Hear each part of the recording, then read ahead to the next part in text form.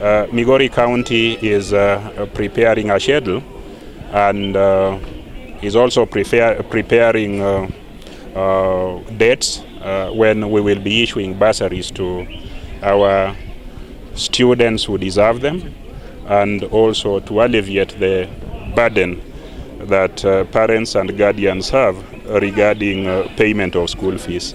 The schedule will be issued tomorrow. The bursary will be inclusive and will be fairly and transparently shared among the wards and the needy students. We are also planning to roll out the Kiongozi Scholarship or Governor Scholarship, so that we support our young persons who need education better than it has been done in the past.